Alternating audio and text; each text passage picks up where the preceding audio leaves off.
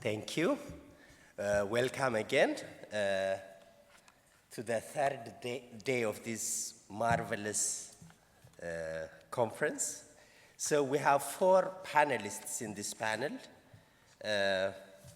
So the first one is Zaynab. Zaynab, Grieve, Rachel, and Ayalew. I will give a very brief introduction to all of them, so I'm not going to go through that long introduction. So Zaynab is an associate professor of political science at the Africa Institute, Sharjah, specializing in dignity politics, international relations, and international political economy. She holds a PhD in political and social sciences from the Catholic University of Leuven. So she'll be the first presenter. The next one is our own Grieve Chelwa. You know that he's the chair of the social sciences department. He's an economist, so I'm not going to say any more about him. I think many of us know who he is very well. Rachel is the Peggy J. Koenig 1978 director of the Center on Global Democracy in the Brooks School of Public Policy and professor in the Brooks School of Department of Government at Cornell University. Ayalew is an old friend from Ethiopia. He is now based at Bristol.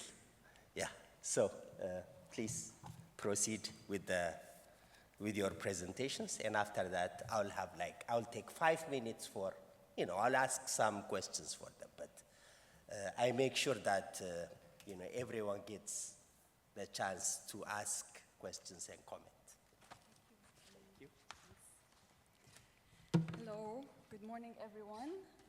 Really sorry for being late also to my panelists. I had a mix-up, it's my mistake. I thought I was going to be presented at 11, so that was an earlier morning for me than expected.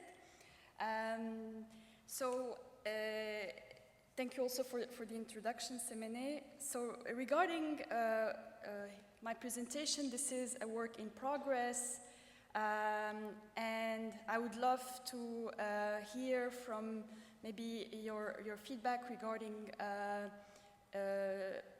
data, stories, analysis relevant to what is going on in terms of the monetary story in Egypt, the currency story in Egypt, and of course what we have been hearing about regarding this idea of the delinking from the dollar, right, de-dollarization. The way for me to proceed here is to try and deconstruct this question.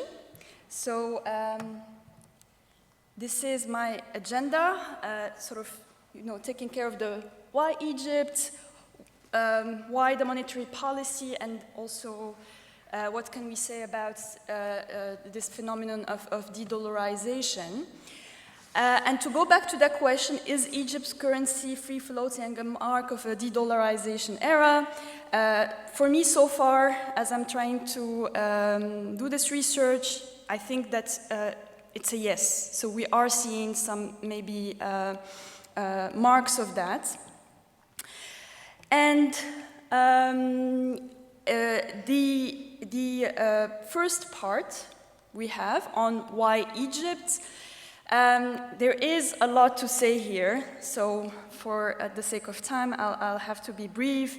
But of course, Egypt is a very significant story.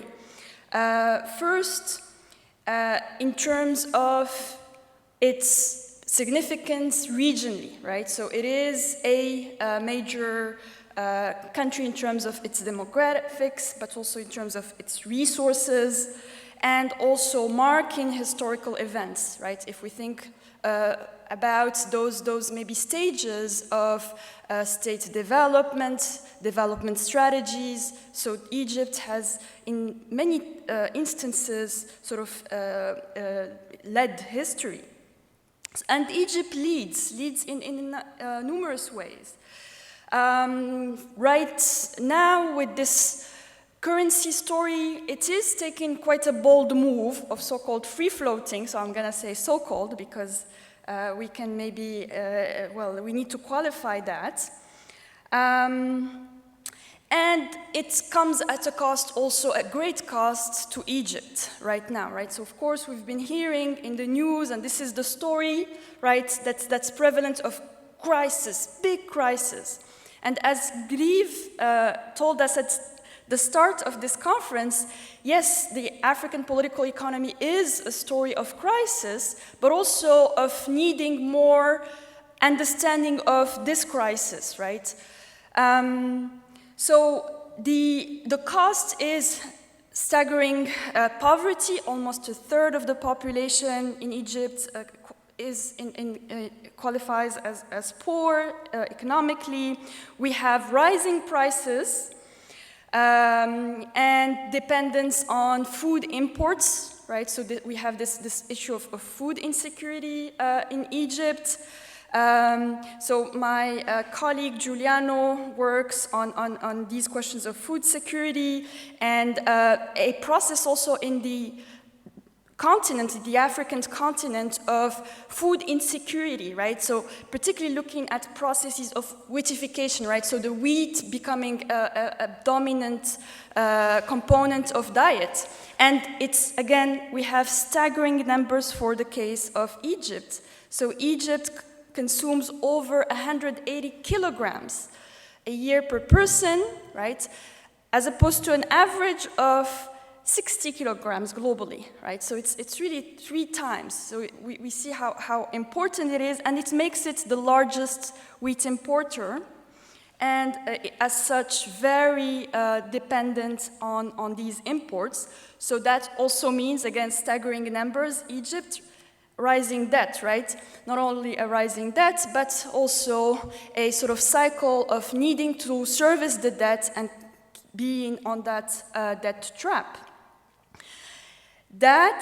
Those numbers then coming from this monetary bold move or very much linked to it, but then also compounded by what is happening in a broader sense. So we have wars in our region and decreasing revenues from the Suez Canal, right? So, and this is a very important source of income for the country.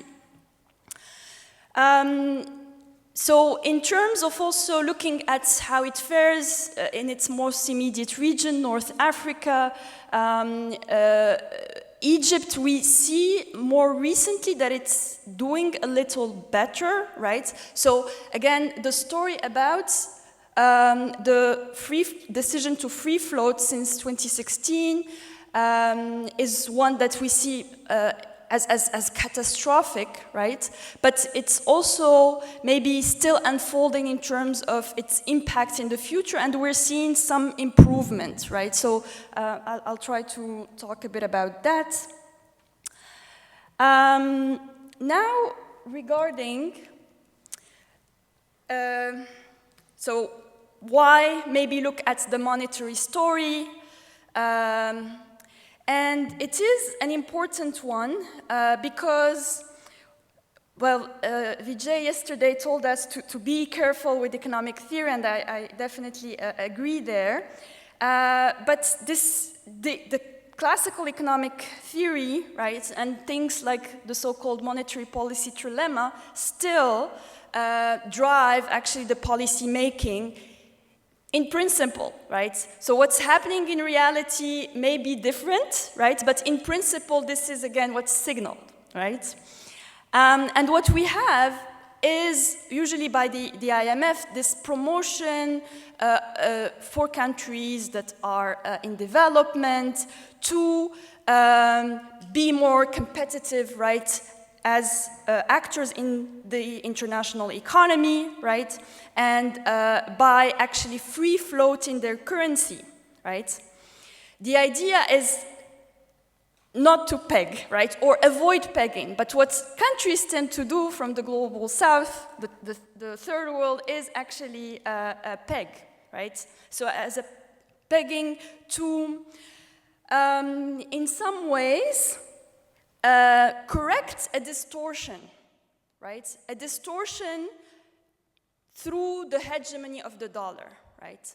So what we have with the hegemony of the dollar is actually an undervaluing of other currencies, right? Fundamentally. So if we think about it, let's say, how this theory seems to work, right? So we have, well, if you decide on free floating, right? So what you get is monetary independence, that's the MI. You can have flows of financial flows, or freedom of financial flows, right? So you get that, but you're not gonna get so much exchange rate stability, right? So you sort of, that's the sacrifice. So you are on that corner of the triangle, right? What countries would prefer to do is be on the pegging system, right? So they peg it to the dollar, what we have here in the UAE. So you don't get as much monetary independence, but you get a stable exchange rate, and you can also have more flow of finances, right? So Egypt actually has moved since 2001, so we have the big event of 2016, sort of with the IMF bailout, right, because we had really the soaring debt to signal that it's officially free-floating. But it started to do that sort of gradually since 2001 with the so-called crawling peg, right? So it allows its currency to float within limits. So this is how it's presented. But actually, the story here assumes a number of things. So first, the so-called the law and demand supply, right? So the market law, right? That actually the value of currencies come from a natural demand and supply, right? In this sort of free market. So what you should do, you should have, theoretically, is actually some form of proportion, right? So you have 110 million Egyptians, right? You have this market of the money, right? So that should be very significant, right? To actually creating that demand and supply. But what's happened is that most countries, and mostly outside of the US, are not using their currencies, right? So we have this sort of, sort of disproportion because of actually the nature of flows being in other currencies, right? So in that sense, countries are not really sovereign, right, in terms of the value if it were to be from the market of their currency.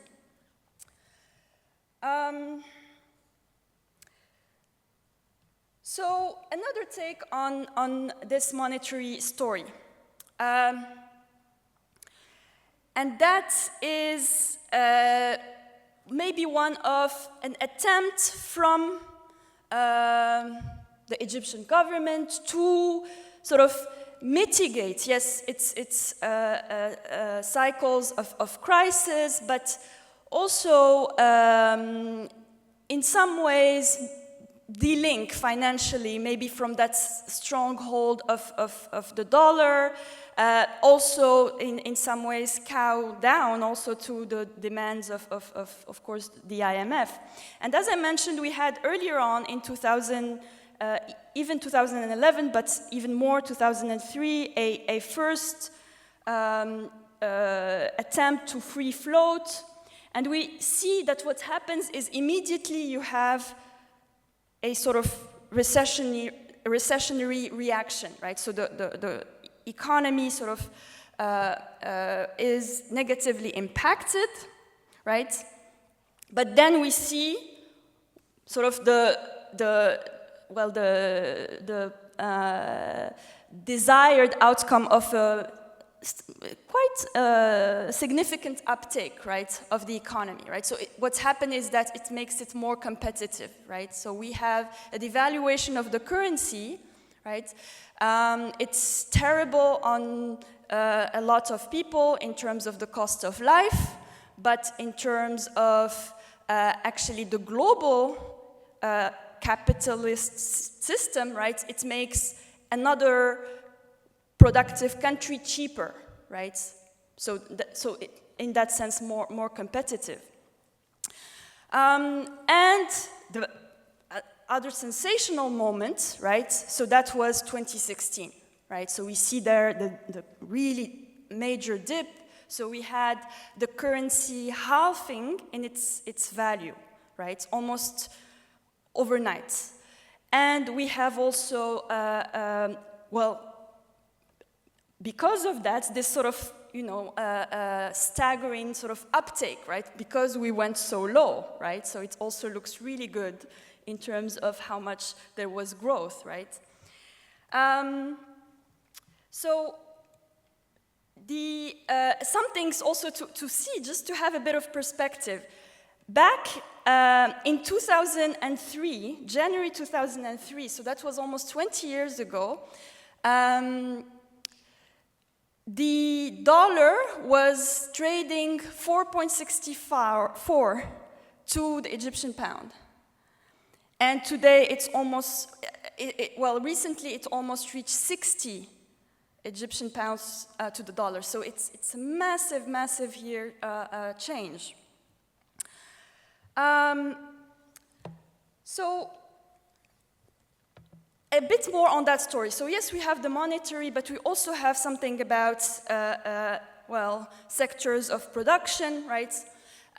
We can think, for instance, about manufacturing. And again here, this is a story where Egypt leads in the continent, right, with almost 60 billion, a 60 billion market of manufacturing. But as we know also, we have these great disparities, right, between regions of the world. So the rest of the world, which includes our continent, Africa, is actually still very marginal when we compare other regions. So this is a bit outdated, but still, of course, China is still the major manufacturing market. Those are more updated countries, so I just wanted to give some perspective. So for instance, China, right, where we have 60 almost billion dollars manufacturing market, China is at 4.5 trillion, right? The US is behind.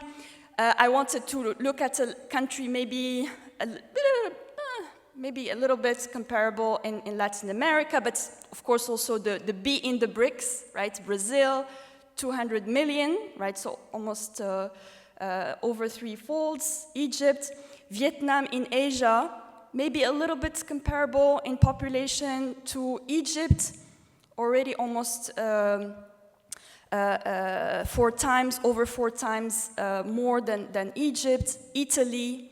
So here, shout out to you, Giuliano, but also because we think of the continent as sort of this continent where there is now less and less manufacturing, but still, it's still very strong in industry and manufacturing, and it's significantly, of course, more than Egypt. So now I wanted to conclude, talk a bit about the maybe relevance to still consider, and I'm going to be a bit here in contrast to what Vijay told us, which is also very important to look at new theories, but also still sort of keep in mind the necessity to look at this phenomenon of peripherization, right, of the economies and also deal with that. Bless you. So in the case of, well, the so-called dependency theory, yes, we talked about how we had the relevance of it in the 70s with the case of Latin America being the backyard of the US and sort of seeing that constrained growth, right, even when there is growth at the periphery. But it had been compounded with new events. So if we think, for instance, about financialization, right, since the 1980s, right, and this sort of multiplication of money, right, this was key to a number of crises, the 2007 one, again, impacting even at a greater level places in the periphery, right? So we see this sort of intensification, right, of the disparities with a process such as financialization. We have really interesting emerging literature, so we hear about the subordinate financialization. Alami Alves Bonizi have very interesting work on that. But it's also important to look at how this is part of the dominance and the hegemony of an ideological discourse, right, in terms of how the economy is, right? So, so I want to sort of try and argue that there is here almost a process of political economy subordination, right? So we see that other maybe attempts of doing policy differently are limited. So for instance, in the case of Egypt, I think there is something interesting because they say they are free-floating, but they are actually controlling financial flows. And that's, even if it's marginal, it is limiting the extent of the crisis. So what they do is actually, it's very hard to take money out of Egypt. So I think Mustafa can tell us about that. But there are some really interesting maybe ways to do things differently. Lastly, we also see, and that was a point made also by Vijay, we see this sort of maybe disparity in the numbers, right, across the world. So for instance, if we think about how some very rich countries in terms of resources are so poor economically, right? But this is also a matter of how maybe rethinking value, right? Rethinking how we value things, right? So maybe thinking about a problem of economic undervaluation. And lastly, shout out to Tricontinental. There is a very interesting work, the newsletter on actually this phenomenon of de-dollarization. So we've talked about the BRICS plus maybe providing a new way for countries of the global south to alleviate their shortages in currencies by paying with other currencies, right? So these baskets of currencies, I think it's part of this process of maybe delinking with the dollar. And thank you.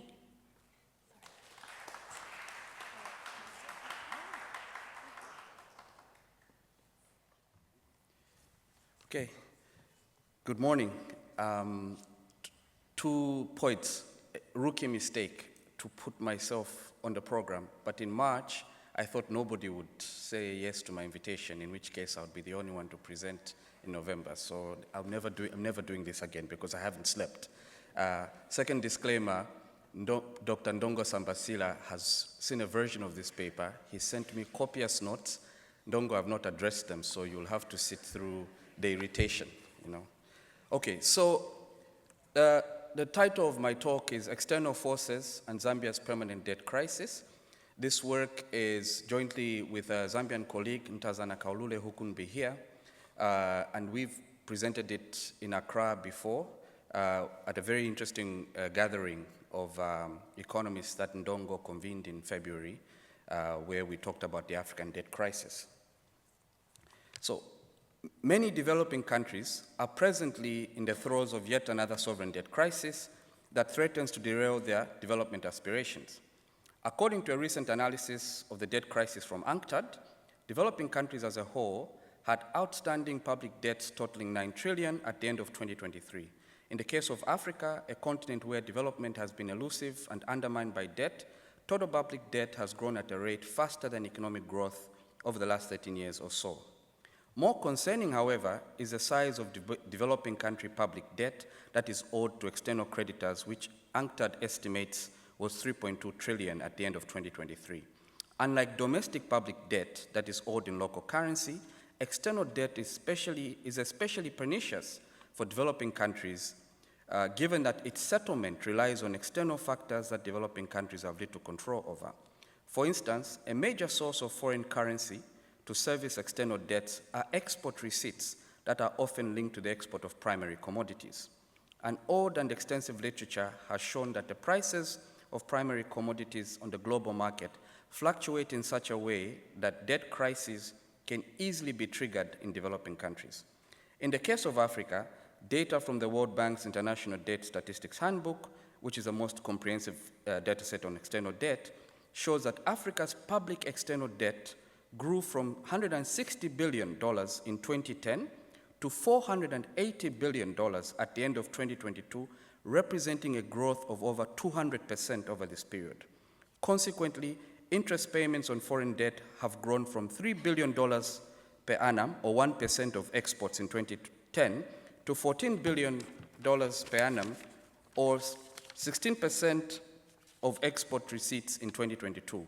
The rise in the debt stock and debt service payments has set in motion an economic crisis that is most acute in Africa, where countries are grappling with macroeconomic uncertainty, a declining fiscal space to support public expenditures on social services. Additionally, in servicing external debt using scarce foreign currency, African countries are jeopardizing their ability to grow their manufacturing sectors, given that industrial development requires foreign currency in order to import intermediate materials, technology, and skills. Given the importance of external debt in determining economic fortunes, there's a long and extensive literature that considers the determinants of debt accumulation in developing countries, especially in Africa, where, as mentioned above, its negative effects are most salient. This literature can broadly be classified into two camps, with the first camp advancing arguments stressing internal factors, while the second camp advances external arguments. Studies in the internal camp, the internalists, have identified the following factors as key in influencing external debt dynamics in Africa: savings and investments gap, fiscal deficit, trade deficit, unemployment rates, economic growth, foreign reserves, inflation, domestic debt, and financial sector deepening, among others. Other internal factors important to external debt that go beyond narrow economic variables include conflict, military spending, and corruption. Conceptually, the internalists view the worsening of the aforementioned factors as key in increasing external debt. Crucially, and given that these factors are internal to African countries, the internalist camp, by implication, lays the blame for dangerous external debt acquisition squarely at the feet of African countries. The other camp, the external camp, the externalists, tend to view external debt as largely determined by factors beyond the control of African countries and linked to the continent's structural relationship within the world system. The classic study in the externalist tradition is Thandika Mkandawire and Charles Chukwuma Soludo from 1999, whose careful analysis of Africa's first sovereign debt crisis of the 1980s saw that crisis as emerging out of an unfavorable external environment. According to Mkandawire and Soludo, the run-up to the 1980s were characterized by two oil price shocks in 1973 and 1979 that consequently precipitated a recession in the advanced countries that in turn affected the demand and prices of primary export commodities that are the mainstay of African countries. On the other hand, the oil price shocks led to inflation in the advanced countries, whose cure, the steep raising of interest rates via the so-called Paul Volcker shock, further worsened the balance of payments position of African countries. Other work in this tradition includes a study by Follet, 2003, who locates Africa's external debt problem within a framework of declining terms of trade in the longue durée, and the influential work by Leonce Nkumana at the University of Massachusetts at Amherst on the link between external debt and capital flight. Unlike the literature on the internal drivers of external debt, the externalist literature, which I think is much more persuasive, is relatively small and focuses on cross-country analysis with little by the way of detailed country case studies. Further, the externalist literature has not had an impact on policy discussions around the management of external debt in Africa. For example, the bedrock of current policy prescriptions for resolving the current debt crisis in Africa continues to emphasize austerity, which is an internalist argument because it's saying you caused the problem, so you've got to fix it yourselves. And as I will argue later, austerity actually precipitates future debt crisis. So Zambia presents an interesting case study to study the drivers of external debt dynamics. As figure 1 illustrates, with the exception of 2 very brief periods in the 1960s and the 2000s, the stock of external debt in Zambia was either flat, I'll read that again. As figure 1 illustrates, with the exception of 2 very brief periods in the 1960s and the 2000s, when the stock of external debt was either flat or declining, Zambia appears to always be in a perpetual state of dangerously accelerating debt levels, which have ultimately resulted in crises. That is, the country appears to always be in a permanent state of debt. Interestingly, these periods of debt acceleration have coincided with instances when internalist factors have either been improving or worsening, a fact suggesting that forces external to Zambia must be influencing the country's debt dynamics. This paper takes this possibility seriously by investigating the extent to which external debt might be influencing, this paper takes this possibility seriously by investigating the extent to which external factors might be influencing external debt acquisition in Zambia. So the point here is Zambia's story is a story of debt. You know, like, except for very brief periods in our history, we've always been incredibly indebted. This is, for me, one of the significant stories of the Zambian case. Okay, so I want to argue that external factors are driving these debt dynamics. Specifically, we consider the role played by 3 such factors: the international price for copper, the International Monetary Fund imposed conditionality on fiscal constraints, and US monetary policy. We argue that these 3 forces have at various times conspired in influencing debt dynamics in Zambia. That is, they explain the debt buildups and debt crisis. We believe that a better understanding of the dominant influences of Zambia's debt will allow for a richer conversation of strategies to prevent future crises. So let's start with the first factor, the role of copper. The story of Zambia is a story of copper, as well as a story of debt, but also a story of copper. As I wrote this in 2016, begin quote, any retelling of Zambia's history is a story of the prominence of copper.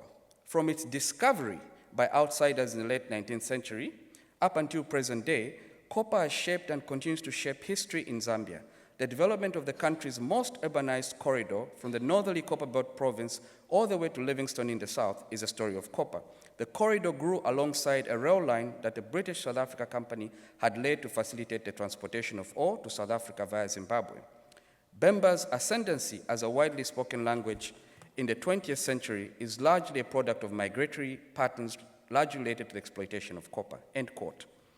Copper's role in shaping the Zambian economy is especially seen in the numbers.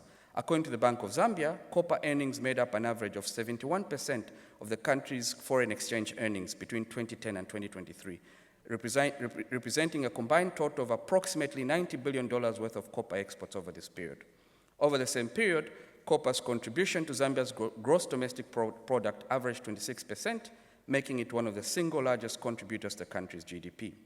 The importance of copper to Zambia is also understood in the role it has historically played in the acquisition of external debt. Periods in which copper export earnings have been high relative to external debt have led to periods of dangerous debt buildup, which in turn have subsequently led to debt crisis. In other words, there is a sense in which the Zambian authorities have expected the good times to continue ad infinitum and therefore taken out loans under the assumption that they'll be able to pay them back out of the ever higher copper export earnings, only for export earnings to decline shortly thereafter. Figure 4 shows the historic relationship between external debt and copper export earnings from 1960 to 2023. We see in the figure that between 1960 and 1970, copper export earnings dwarfed external debt, setting the scene for the dangerous accumulation of debt resulting in Zambia's first debt crisis that was only resolved in 2005 with the attainment of the highly indebted poor country's completion point.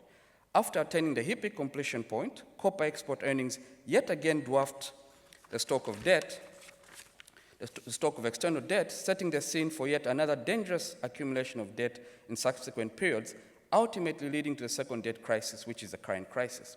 It is worth pointing out that the decisions to begin accumulating debt on the back of higher copper export earnings have been reasonable.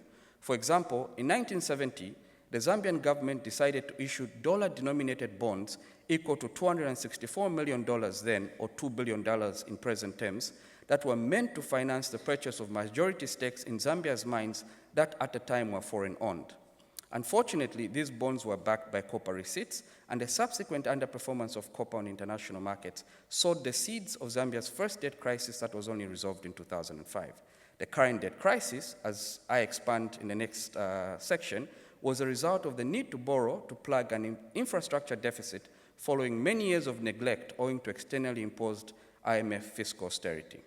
A natural question then arises: why did Zambia not accumulate enough savings in the good times in order to avoid borrowing altogether, or at least to adequately provide for debt service? For example, the information in this figure shows that from 1960 to 1969, copper export earnings totaled $7 billion, a number greater than the $6 billion that was subsequently forgiven as part of the HIPC initiative in 2005. Similarly, from 2005 to 2012, the total amount of copper export earnings was $32 billion, a number that is twice the stock of external debt at the end of 2023. The answer to the question lies in the ownership structure of the mines. From 1960 to 1969, Zambia's copper industry was in the hands of foreign multinationals, and therefore much of the earnings in this period were largely externalized. And as alluded to earlier, the first debt crisis tragically came about as an effort on the part of the country to regain control of its copper resources. Pertaining to the second debt crisis, by 2005, the copper mines had been reprivatized, given again to foreign multinationals, and the externalization of export earnings resumed and abated just before. Thandika Mkandawire estimated that had Zambia set up a copper-backed sovereign wealth fund between 2002 and 2014, it would have accumulated a total of $20 billion in savings. This would have been enough money to avoid borrowing externally altogether. Now, let me turn to the second external force that's driving Zambia debt dynamics, the role that the IMF conditionalities on fiscal constraints plays on debt. At the start of the 1990s, the Zambian economy was undergoing severe economic distress. The economy experienced a recession over 3 consecutive years in 1990, 91, and 92, with the economy contracting by an average of 1% per year during the 3 years. Inflation was also out of control, having exceeded 100% in 1989 and peaking at 183% in 1993. Government finances were also in trouble, with the government registering a budget deficit of 10% in 1990. At the behest of the IMF, as part of their structural adjustment program, the Zambian government instituted the cash budget policy in 1993, which restricted government expenditures to revenues. According to Adam and Bevan, the 1993 budget speech saw the Minister of Finance commit the government only the 1993 budget speech saw the Minister of Finance commit the government not only to a balanced budget for the year, but to one on an ongoing month-to-month basis. In essence, public expenditure was to be restricted to what could be financed from cash in hand. So this is crazy. A cash budget basis essentially meant that the Zambian government could only spend the amount of money that they had collected in the previous month through taxes. This is crazy. Not even households do this. We use our credit cards, but the IMF forced the Zambian government to only spend the amount of money that was on hand in terms of cash.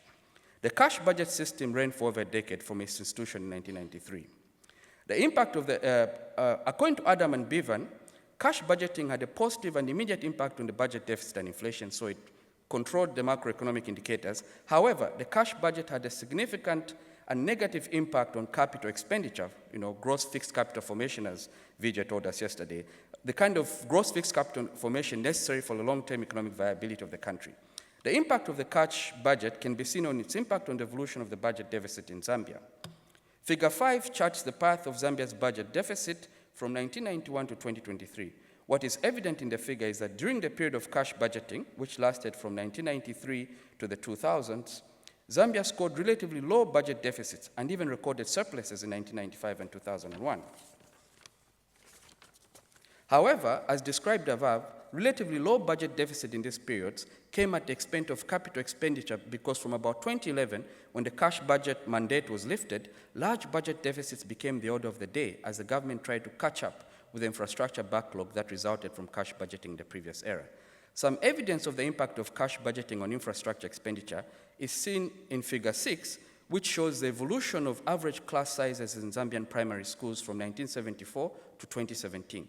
Starting at an average class size of 48 pupils in 1974, class size gradually declined to about 38 in the mid-90s as the government built schools and hired additional teachers. Thereafter, class sizes began to rise sharply, reaching a historically high average of about 60 as the government failed to keep up with the growing demands for schooling. In the 2010s onwards, average class sizes declined once more as the government responded by building more schools and hiring teachers. It is striking how the patterns in this figure reflect the dynamics in the budget deficit, as I have said before. The evidence presented here shows that it was not surprising that the country embarked on a borrowing exercise in the 2010s in the hope of gaining some of the ground that had been lost in terms of infrastructure spending over the preceding 2 decades. And then finally, the role of US monetary policy and debt. There's a long literature on the link between portfolio flows to the rest of the world and the stance of development country monetary policy, and especially that of the US. It is therefore a logical empirical question to investigate whether developed country monetary policy has had any impact on external debt acquisition. Specifically, we consider the role that the role of US monetary policy given the dollar's hegemony, as ably stated by Zaynab. Figure 7 shows the relationship between net portfolio flows into Zambia and the federal funds rate in the US over the period 2005 to 2022. Net portfolio flows are defined as external flows into Zambia less portfolio flows out of Zambia in a given year. On the other hand, the federal funds rate is a benchmark interest rate that is set by the US Central Bank, the Federal Reserve, which, as discussed earlier, has implications for the global economy. Figure 7 shows rather remarkably clear that periods of relatively low interest rates in the US have been followed by massive portfolio inflows into Zambia. For example, between 2009 and 2016, when the federal funds rate was close to zero, Zambia experienced an unprecedented inflow of funds from abroad amounting to some $4 billion. And this, when it is a net inflow, it is a liability. So Zambia is owing. And then if it's a net outflow, others are owing us outside. So really what this is showing is that when the US interest rates are so low, we accumulate liabilities to outsiders. So US monetary policy matters. Conversely, periods of relatively high interest rates in the US have been followed by low portfolio flows into Zambia and at times even portfolio outflows. To conclude, Zambia, like many developing countries, is yet again in the midst of another sovereign debt crisis. With the exception of brief periods since the country's independence in 1964, Zambia has always had high and escalating stocks of external debt that have jeopardized its aspiration for development. In other words, Zambia has been in a permanent state of debt. This article's main argument is that, contrary to the literature that sees sovereign debt crisis as largely emanating from internal factors, the overwhelming forces driving Zambia's debt have been external, specifically copper price dynamics, IMF conditionality on fiscal constraints, and US monetary policy have been cardinal in influencing Zambia's debt dynamics. The analysis presented in this paper suggests some pathways in which Zambia can prevent, or at the very least, better insulate itself against the dangerous buildup of debt. First, with regards to copper, Zambia needs to establish a sovereign wealth fund that allows the building up of savings when copper prices are high and the drawdown of savings when copper prices plummet. As mentioned before, Thandika Mkandawire estimated that the Zambian state would have accumulated savings of about $20 billion had they established such a fund between 2002 and 2014. Furthermore, Zambia needs to diversify its economy from dependence on copper onto manufacturers. As a pioneering work of Raoul Prebisch in 1950 established, the terms of trade for manufacturers are more stable than those of primary export commodities. Second, the analysis in this article has shown that periods of IMF-imposed constraints on fiscal expenditure lead to buildup of debt in subsequent periods as the Zambian state attempts to catch up with infrastructure spending. It is worth noting that at present, and as their preferred way of dealing with the country's current debt crisis, the IMF has imposed another strict fiscal constraint on the Zambian government that requires, I'm quoting from their own report, large, front-loaded, and sustained fiscal consolidation. It is therefore conceivable that Zambia's debt will increase in the future once this fiscal constraint is lifted. Fundamentally, there is a need to push back against the orthodoxy of fiscal austerity as a solution to debt crisis, because not only does it impose huge costs, fiscal austerity imposes huge social costs, but also begets future debt crisis in the way that I've illustrated. Last point. Third, our analysis revealed that US monetary policy influences debt dynamics in Zambia. Periods of relatively low interest rates in the US are followed by debt buildup in Zambia. On the other hand, periods of relatively high interest rates in the US trigger crisis in Zambia as the country struggles to attract enough capital to stem the flight of capital. A way to manage sudden inflows and outflows is for the Zambian government to reintroduce capital account controls, which allow the country to better smooth out inflows and outflows of capital. Further, we in the Global South need to seriously apply our minds to the provocation from Zaynab, apply our minds to the question of how to delink our anchorage to the US dollar. Thank you very much, and I look forward to the discussion.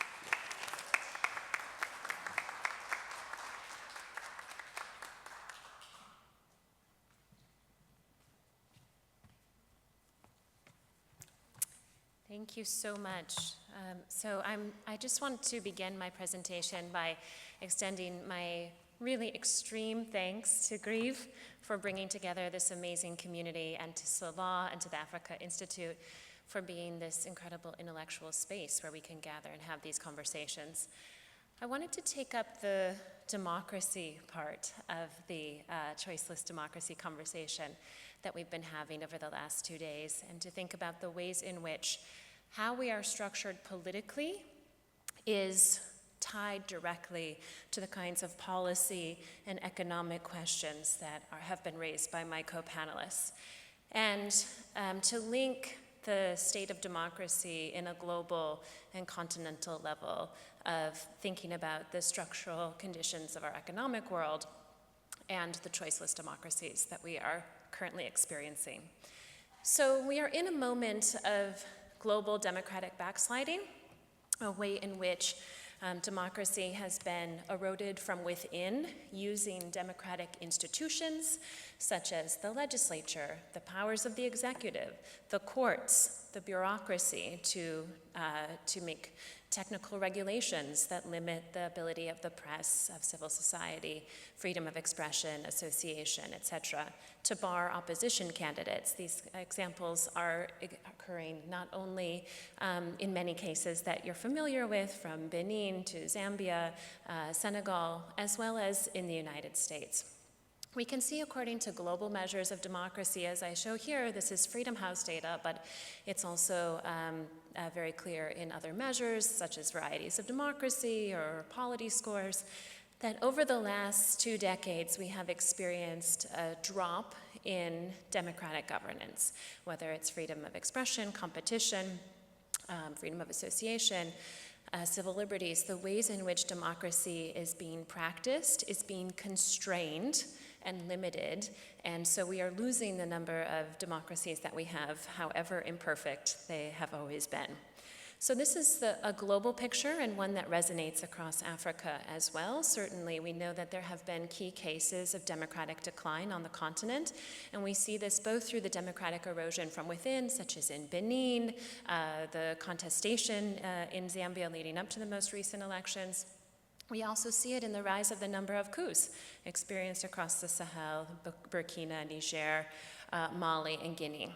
So the ways in which this decline in global freedom is happening is significant, and it's linked to the kinds of structural conditions, the economic conditions that we've been talking about over the last 2 days. So I wanted to dive into this world of choiceless democracy and think about the ways in which it impacts all of us, and about how it impacts our ability to experience development not as economic growth, but as Mkandawire expressed it, as human development. Human development that's centered on a set of political choices, a set of political priorities about how economic resources will be distributed to society. So if we think about what democracy in its ideal type should offer us, it's really based on 3 fundamental premises. How do we get to the democracy that allows that human development? First of all, it requires participation. Here we're talking about full suffrage, the participation of all people within the democracy.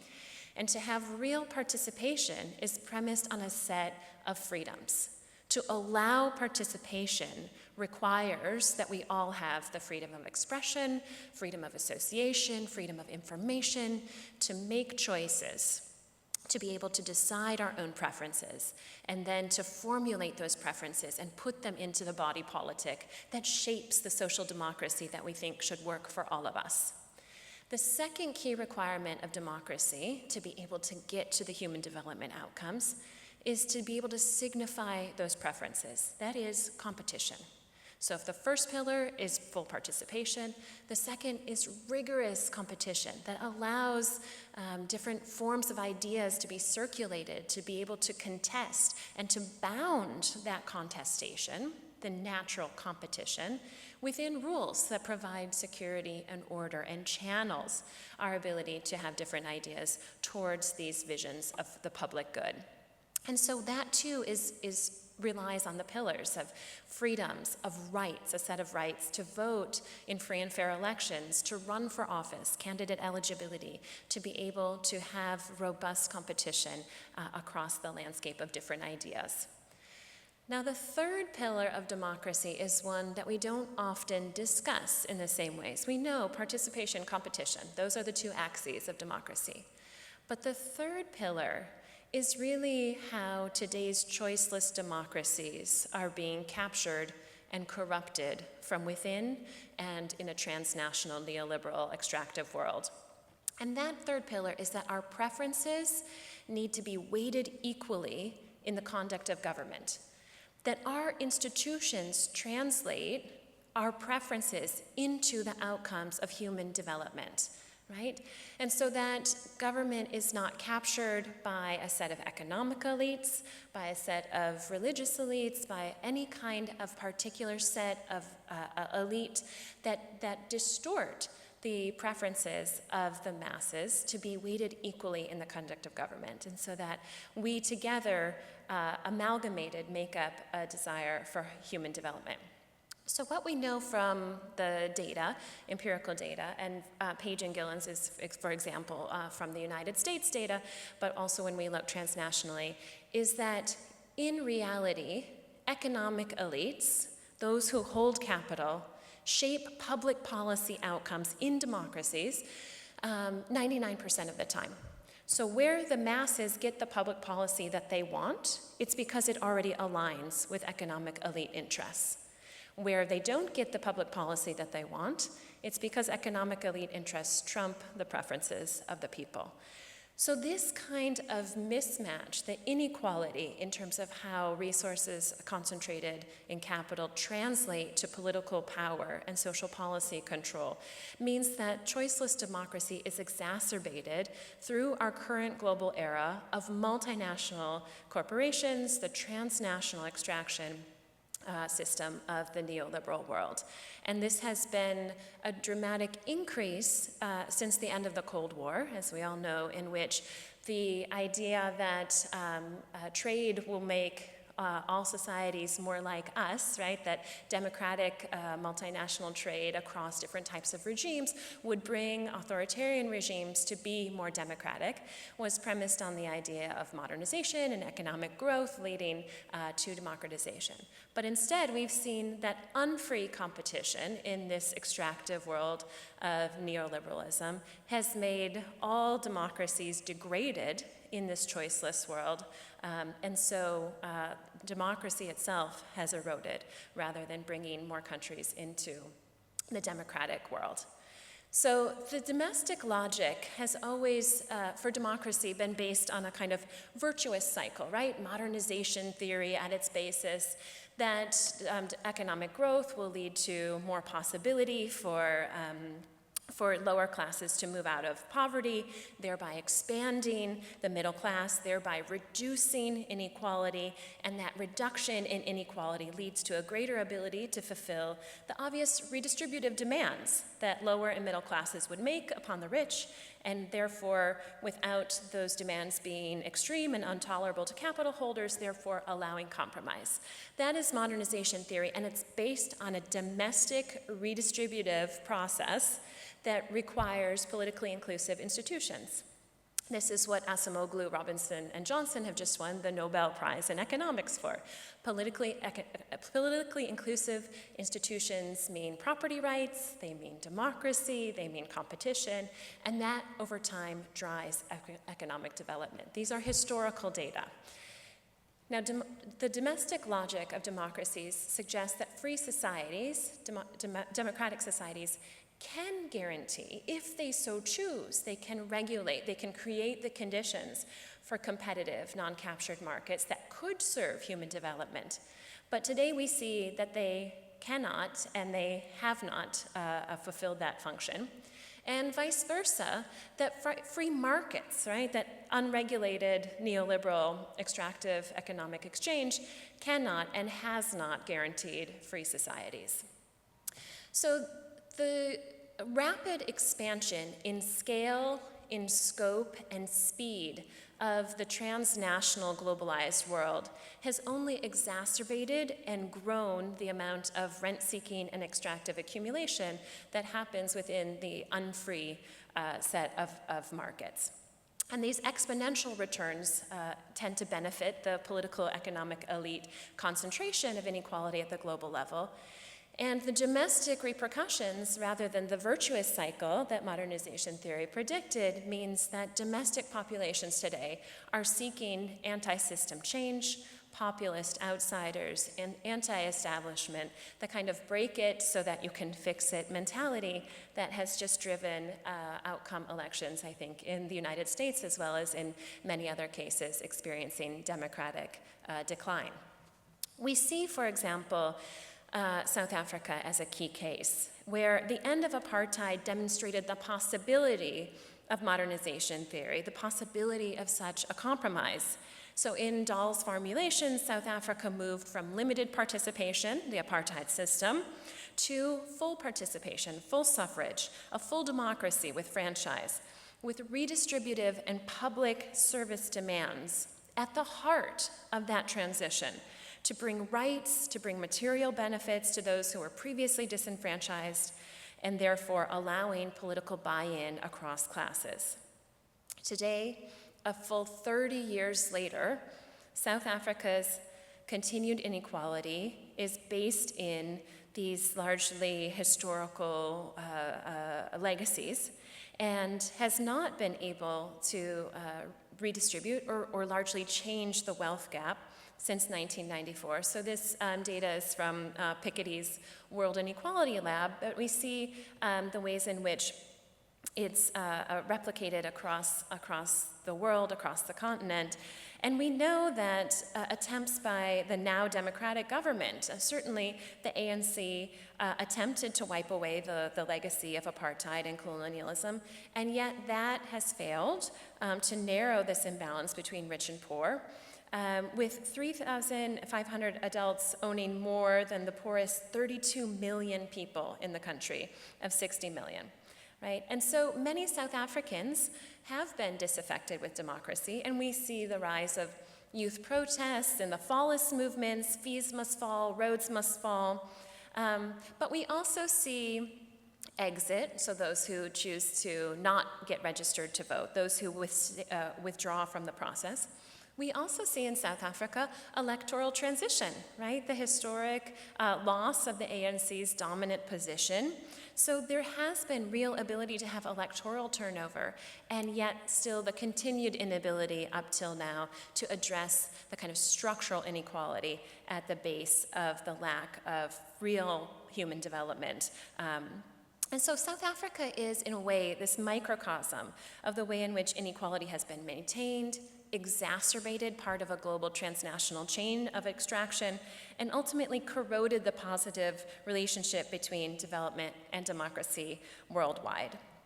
So this is where the rich scholarly legacy of Mkandawire is essential to our starting point and our theoretical approach in thinking about development not as economic growth, but rather as human development, right? So more than just GDP maximization, thinking of human development as addressing poverty, as addressing security, as distributive equality, social justice, and sustainable livelihoods, and thinking about our access to clean air, water, and land, and lives that are livable.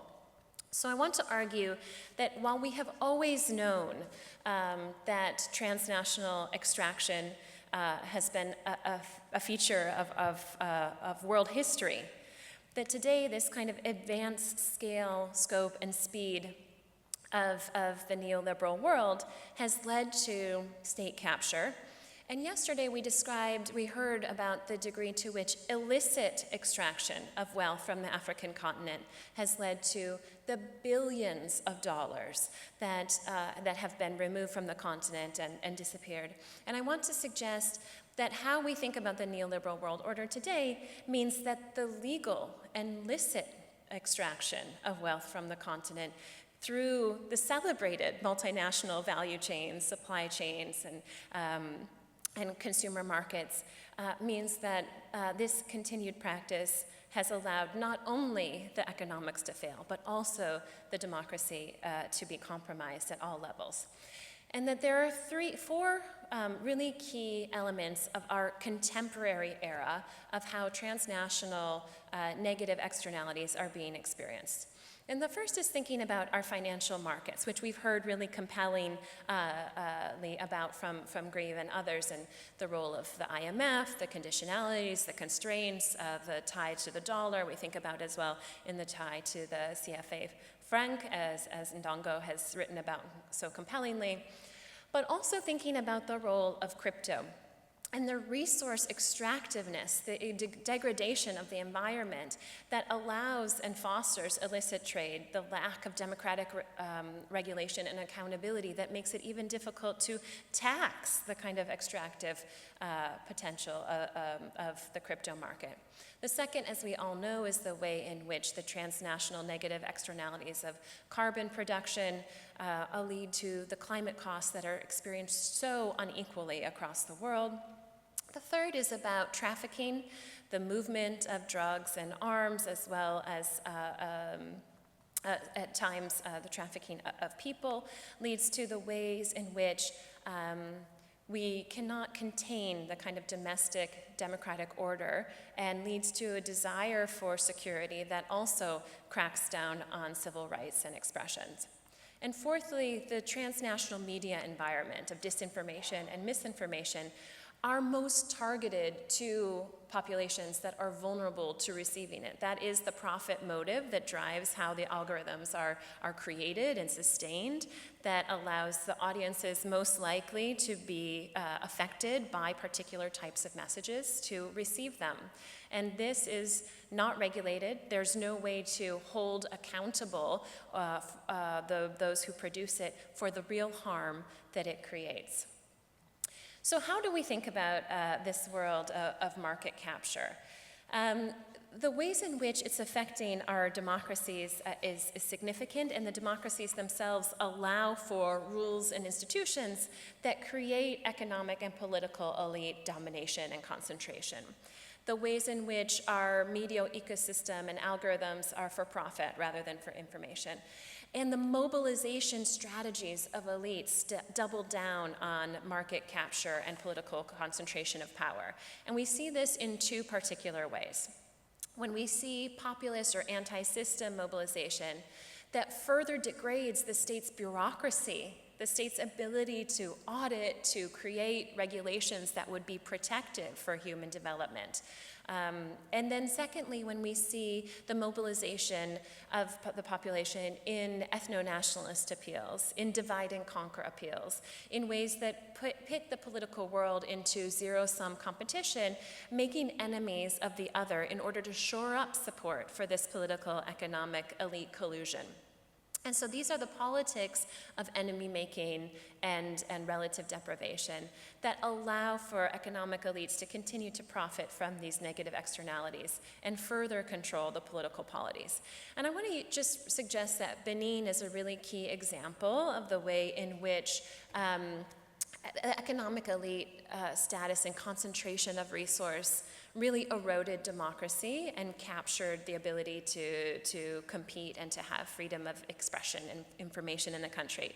So Patrice Talon was known as the king of cotton. He controlled the cotton trade and production, but he also controlled the ports. And here we get really into the kind of the transnational extraction, right? The ability to have the license control to profit off import and export regulations and trade and fees meant that he became by far the most influential economic player in the country. He was controlling the economic field, and therefore he funded the political candidates. All of the various political parties that were competing, he funded them. So he was able to continue his economic extraction unabated, until there was a little dispersion of a desire to kind of reduce his economic power and share that among other elites. And so he became the target of political opposition and had to leave the country.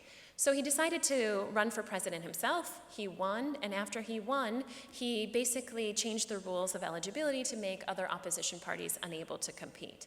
So this economic and political power became so concentrated that democracy has severely reduced in the country. So how do we think about remaking democracy for human development? We know that right now the way in which the vicious cycle continues means that the economic structural conditions of the neoliberal extractive world shapes the political degradation of real democracy and therefore contributes to that ongoing economic concentration. So I think that there are three key ways in which this cycle could be interrupted and potentially reinterpreted as the virtuous cycle. And one is that it may be interrupted by massive economic shocks. We already saw the period of the pandemic as one that created new ways of thinking about redistribution or different ways that shaped inequality across the world. The second is, as Piketty tells us, really by massive geopolitical shocks like war and revolution. But I want to suggest that we can think about remaking democracy for human development according to contentious politics and social policy demands. And here I want to build on the really excellent conversations from yesterday, particularly by Grieve and the Prime Minister of Sudan, in thinking about the importance of the intellectual agenda in not only having the conversations for imagining new worlds, but in taking those conversations into the bureaucratic revolutionary aspects of the international field, because we know that the domestic democratic economic cycle is disrupted, and so we have to take it to the international organizational level. So if it's the AU, if it's the UN, if it's rethinking the entire world of international organizations, but the ways in which the scholarly agenda can reopen the doors to these institutions that they too are captured by political and economic elite interests, but perhaps through both social politics of contentiousness at the domestic level that is in combination with a transnational reform agenda, and by creating opportunities for reorienting the transnational cooperation towards a politics of human development. I think that academic agendas in combination with a movement from society creates an opportunity or an alternative to choiceless democracy. Thank you.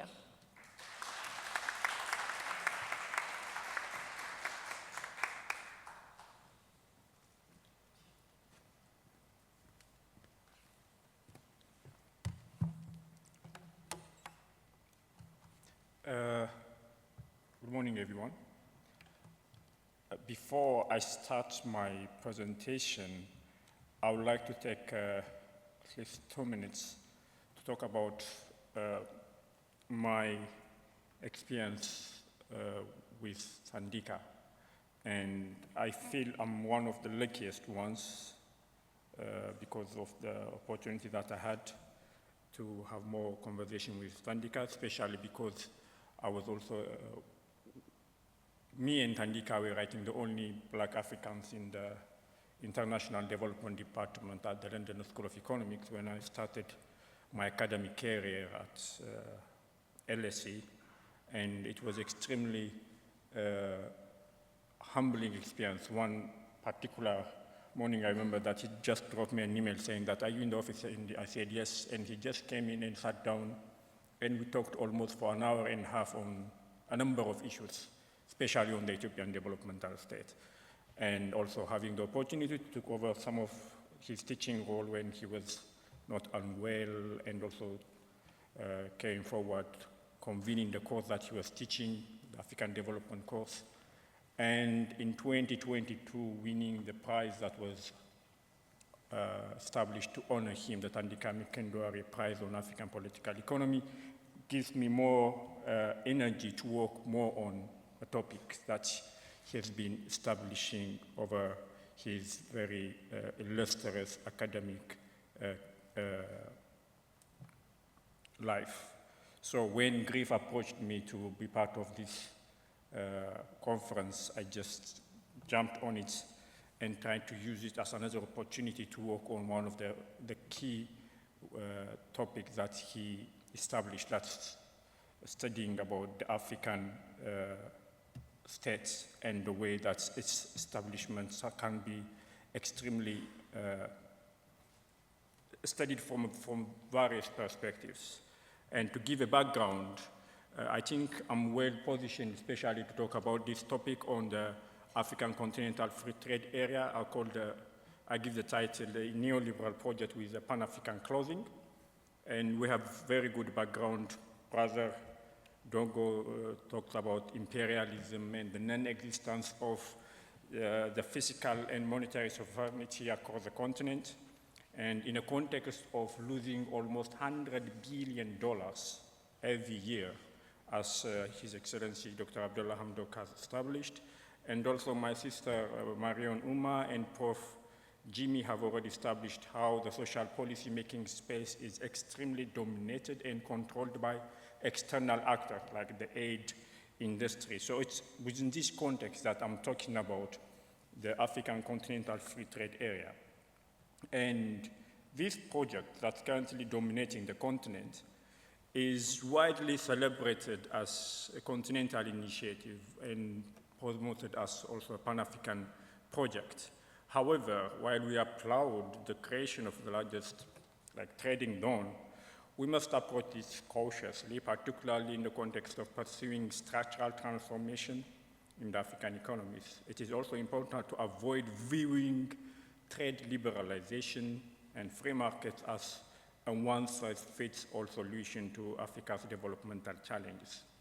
The complex structural bottlenecks of African economies, persistent issues of poverty, deprivation, inequality, unemployment, and the vulnerability of African economies for external shocks are outcomes of complex historical and structural causes. Hence, the problem demands comprehensive solutions to go beyond the establishment of just frictionless borders, frictionless trading process at African borders.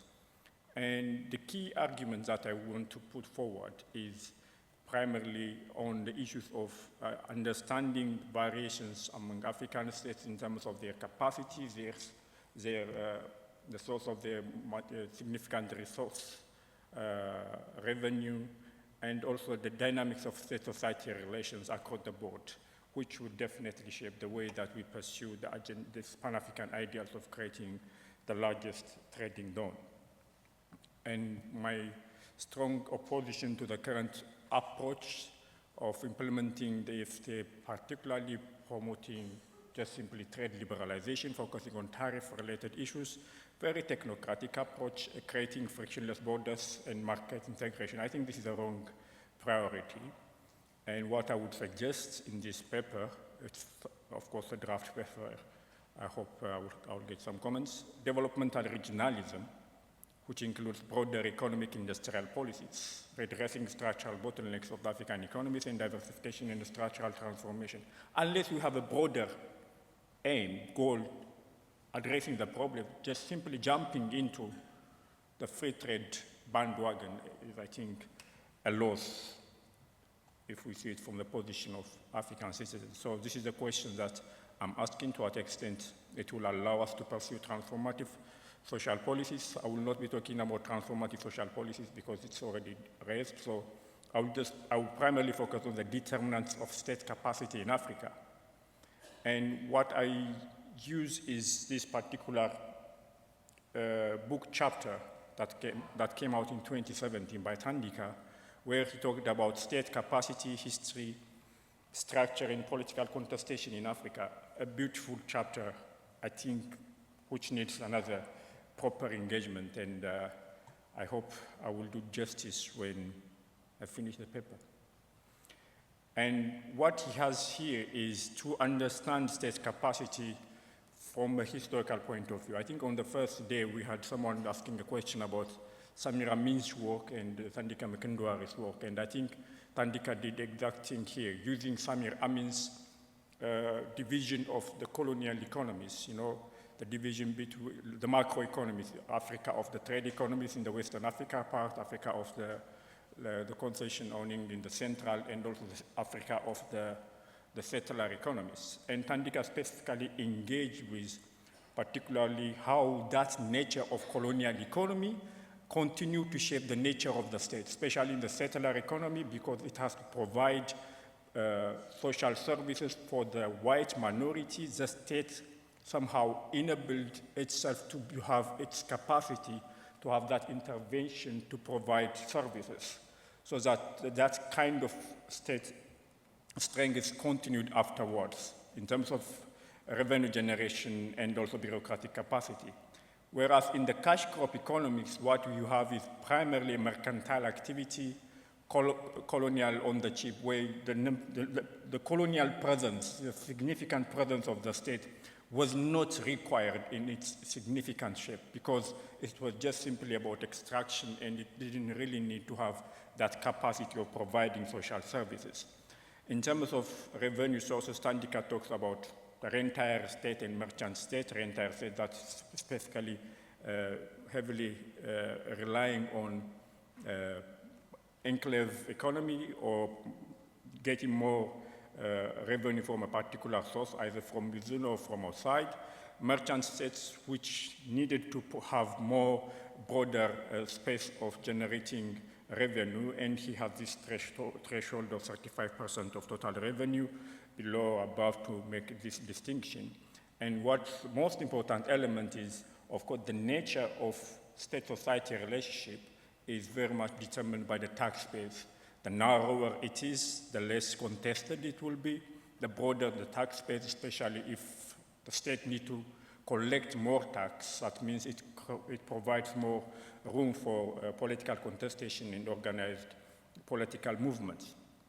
In terms of political contestation, his framework talks about civil society, to what extent it's strongly organized, and also whenever we talk about the capacity of the state, there is one particular line that Thandika specifically emphasizes.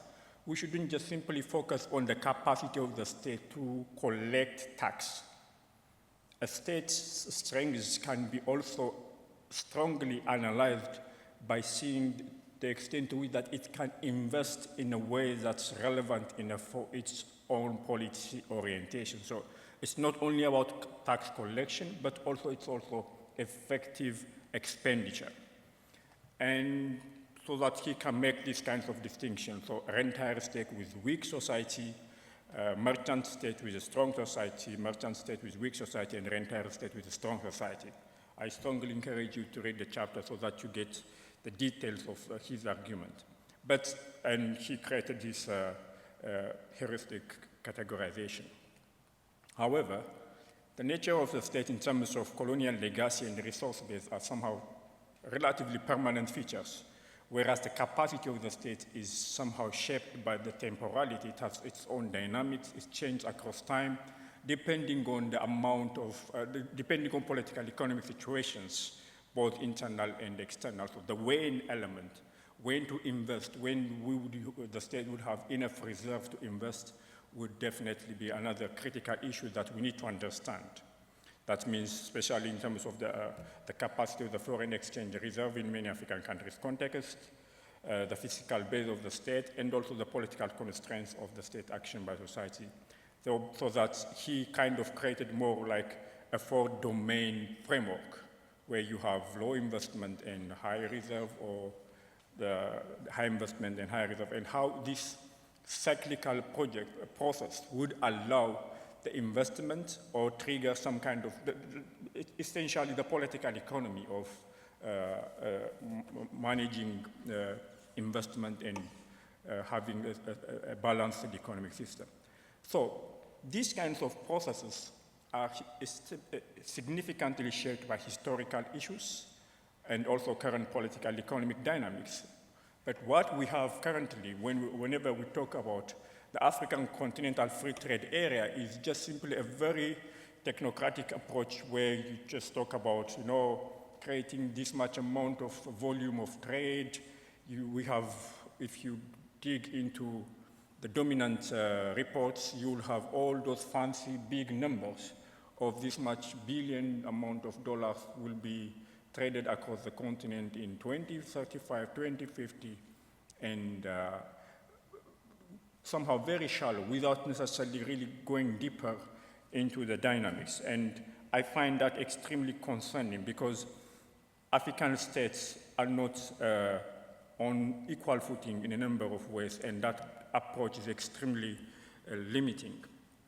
And if you go deeper, what you will see is, of course, we have this dominance of at least the external access shaping the foreign, the fiscal space, France-Afrique, the extraction that we have from the continent, and also, of course, the illicit financial flows, and which is well credited that Africa has been net creditor to the world rather than a receiver of aid and donation. What we have across the continent is also this fragmentation and significant overlap of regional economic communities. Yes, regional economic communities have been playing a significant role in facilitating market integration and also shaping some kind of common approach toward these trade relationships. However, in the current debate, what you have is essentially a space where that overlapping membership and this very bifurcated and very much irrational way of shaping the relationship among these regional blocs, and also the role of external actors. Because the European Union, especially through its economic partnership agreements, that the relationship between the ACP countries and the European Union, the Cotonou Agreement, all those, and the World Trade Organization, they always have a more dominant role in shaping that dynamics in terms of shaping the trade relationship across between African countries, within regional economic communities, and also at the continental level. And apart from that, the role of so-called partner countries or donor countries in shaping the tone, the dynamics, the focus of the continental free trade area, the way that it's organizing, the way that it's prioritizing the issues of market integration is quite concerning. What you have at the moment is more, almost an absolute focus on trade liberalization and non-tariff issues, without necessarily talking about substantive issues of industrial policy, substantive issues of enhancing the productive capacity of the member states, either at the national level or at the sub-regional level, so that the trading relationship is much more substantive rather than just simply with low value products with very minimum role in the value chains, both at the continental level, at the sub-regional level, and also at the global level. And what we have is, of course, compared to the world, Africa is trading less with itself compared to other regions. Of course, there is some kind of data that shows that there's the manufacturing, the trading of manufacturing and goods and services is showing some kind of increase. However, who's playing that role, who's facilitating, who's benefiting from that trade exchange is also not adequately analyzed and not adequately addressed, because it always creates, because of the presence of multinational corporations in shaping this economic relationship across the border, who's benefiting from that process is extremely problematic and concerning. But of course, what we have in the mainstream debate is all those big numbers being always referred as the primary driving factor for achieving market integration. Another critical issue, especially with regard to transformative social policies, is the approach that we need to apply in terms of addressing the vulnerable and less advantaged segments of society. And these issues of the dominance of cross-border, informal cross-border trading is a key element. And recent data show that, of course, it's quite significant. And majority of the segment of population who are involved in this are women and young people. And this is probably one of the elements that the AFCFTA currently considers in terms of something that can be used as a stepping stone to pursue the transformative social policy perspective. However, what we have is also just simply the extension of the problem that we have had over the past 3-4 decades. That means inadequate investment in education and health. That means the way that these segments of population engage in informal trading, self-employment or entrepreneurship is not because of their business acumen, but rather because they don't have any option. They have to make a living, so they just engage into that process of making a living through these informal trading activities. So if you just simply focus on them without necessarily addressing the structural causes of their vulnerability, just facilitating the friction on the border for these vulnerable segments of society by itself is not the way forward, because they just simply there because of a last resort of making a living. And also the limitation that they have is also significant, because if you see the number of years that an average African men and women spend in formal education is significantly low compared to other regions of the world. On average, I think the global average is around 16 years, whereas in the African context for women is around 10.4 years, for men is 11 years. So all those accumulation of vulnerabilities, that's because of the limitation that we have seen across the past almost 4 decades, the withdrawal of the state in providing education, health, and essential infrastructure, social policy support, the absence of significant industrial policies that determines how limited resources need to be somehow allocated and invested so that it helps to address fundamental bottlenecks of our economies. It's always simply reflected on the lives of these people that the FCFTA try to make a primary target by just simply avoiding frictions on the borders. So my take on this is, yes, probably we may have like huge transaction across the board, across the continent, but unless we address the fundamental problem that creates the perpetual cycles of crisis and vulnerabilities, it will be just simply creating more space and more opportunity for further extraction, further adverse incorporation of the continent into the global capitalist system. Thank you.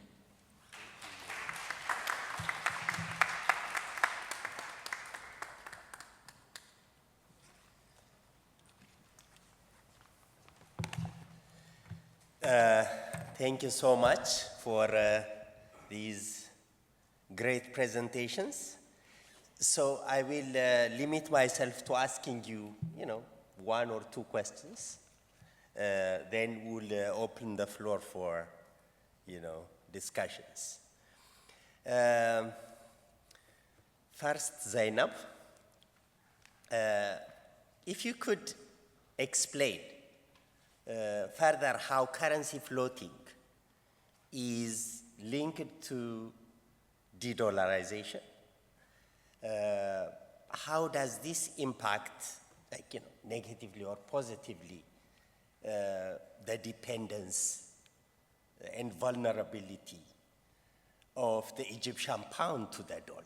So, if you could explain further on that. You have touched upon these things, but it would help if you could elaborate on that further. The other question is, you mentioned in your paper that the 2011 Egyptian revolution is a still unfolding, development in a sense. If that is the case, then how does floating the Egyptian pound, for instance, address some of the, interactable, structural problems of the Egyptian economy? For instance, youth unemployment, right? So that has been one of the most important social demands raised by protesters in 2011. The other is obviously inflation. How are these issues addressed, for instance, by this currency adjustment control and so on? So that is the other question. For grief, given the enduring character of debt crisis in Zambia and the internationally determined price of critical minerals like copper, what has historically been the industrial policy of the Zambian state, the debate around it and so on, And how was this effort complicated by competition to get access to critical minerals by powerful actors, such as the West and now China, etc. Is there any debate also towards, changing the ownership structure of, copper, critical minerals in Zambia? For Rachel, so my question, because you shared a couple of notes with me, with us, with all of us. So I wanted to ask you a question about the democratic developmental state that you raised in your notes. You mentioned, for instance, that the second pillars of the democratic developmental state should address concerns like respect of political human rights, the rule of law, and state accountability, checks and balances, and so on. What does these liberal democratic ideals or practices mean in a developmental state setting? So this has been raised by Ayalew, Ndongo, and others in the past two days. How should we conceptualize democracy in the democratic developmental state?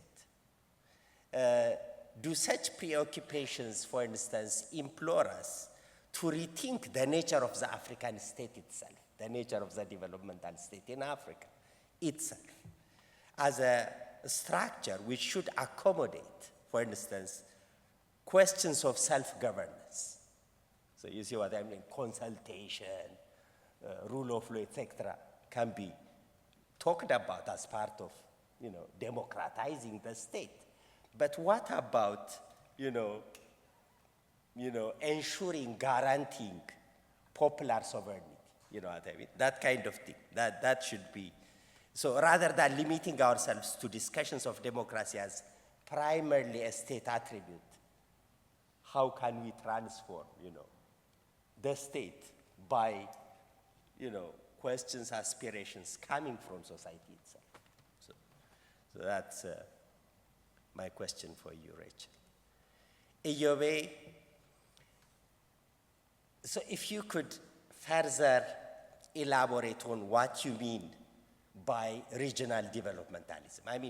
You tell us that, strengthening the productive capacities of industries, for instance, seems to be one of the directions you want regional developmentalism to go, right? But, if you could unpack that a little further.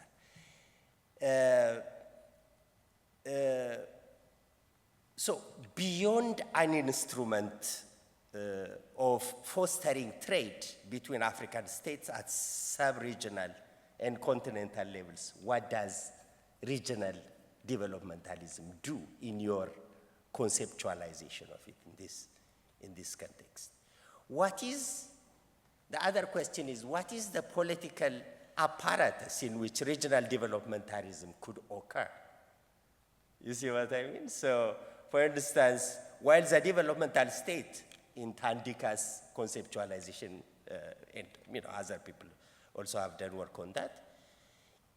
So the developmental state is a political apparatus that seeks to implement nationalist economic policies in a defined political unit, right? I mean, the state. What correspondent political structure can we think of, to promote, what I mean, regional developmentalism? So, that kind of structure might be necessary because given your discussion of, state capacity and, industrialization and so on. Yeah.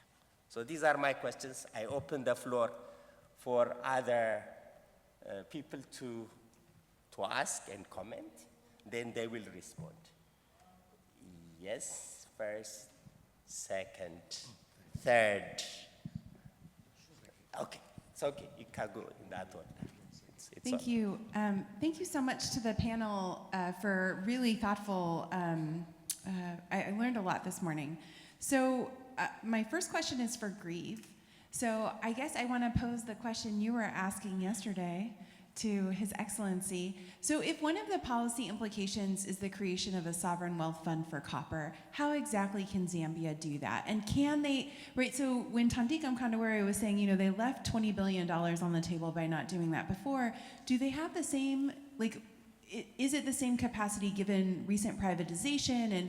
And to what extent are you and other economists, right, talking about models from the past in other places that might be relevant here, and can you speak a little bit more to that? My second question is for Ayalew. I find your project really fascinating, and I'm curious about who stands to benefit from the Continental Free Trade Agreement, and do we see that, because you talk about how there's this variation in state capacity, right, kind of going into this model from Thandika's 2017 chapter. I'm curious to know, are we seeing in the language of the actual agreement, reflecting who on the continent stands to benefit more from this, right, and or can we be optimistic that even if there are states that will benefit more than others, is it like one of these things where it could, that there's some opportunities even for those states that don't stand to benefit as much that they would still, that saying that they have a rising tide lifts all boats. I'm just curious what you think about the structure of the agreement and how it reflects the variation in states' capacity to benefit from it. Thanks.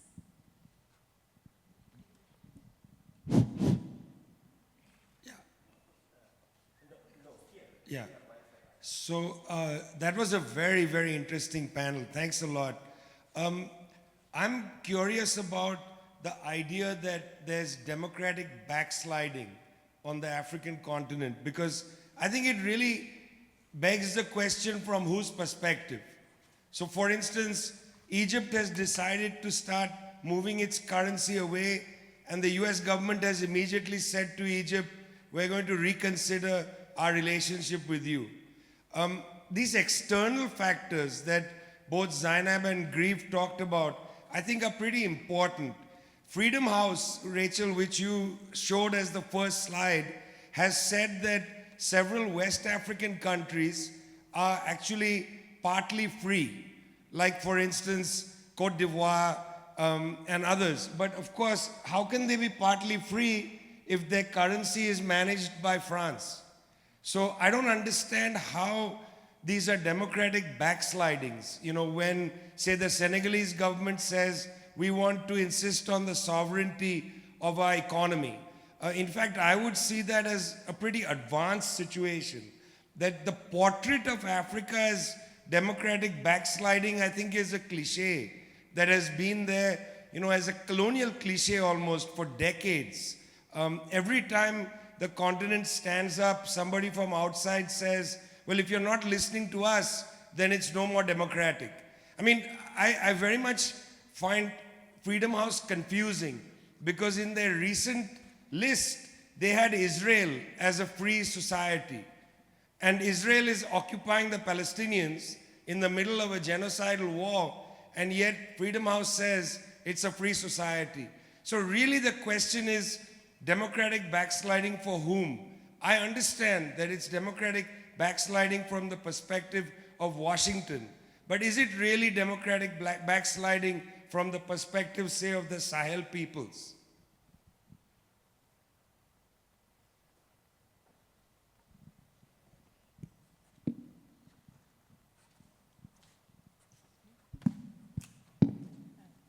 No, thanks. I want to engage with and to challenge Ayobe about the characterization of the AFCFTA. From your theoretical framework, maybe it's in the paper, but I would like to see how you engage with what the AFCFTA is actually doing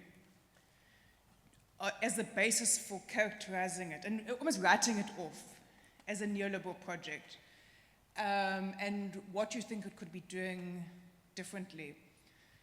Because the logic of the AFCFTA is actually one of developmental regionalism, explicitly. It's not a trade liberalization project. It's about centering industrialization, structural change in African countries. I'm not saying it's perfect, but the logic is one to say that the domestic markets are largely too small to sustain rapid industrialization just on the basis of domestic markets. And we have large-scale imports of manufacturers from outside the continent, most of them. So why can't we produce more of what we consume on the continent? It's not easy to do in practice, right? And I mean, just one aspect of it is the many existing regional agreements that you mentioned. But some of the things which might seem like technicalities are actually really crucial to that. So if you look, let's say, at rules of origin and special and differentiated treatment, it sounds like something like a technical language. But what it's really dealing with is, in order to trade under AFCFTA, what are the stages of transformation and value add that a product must undergo to benefit from it?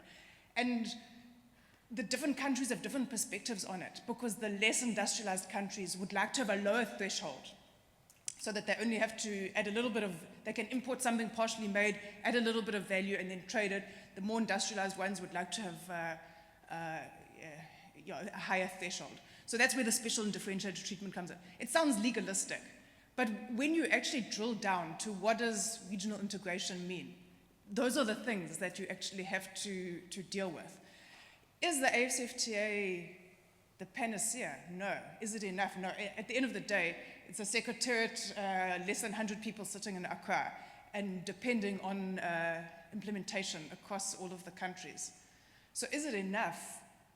Of course not. It's not going to substitute for industrial policy in each and every nation state. But I think it's a bit simplistic just to write it off as a neoliberal project.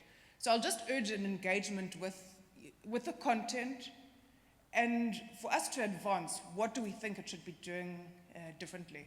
Thanks. Yeah, Faisal Ahmed.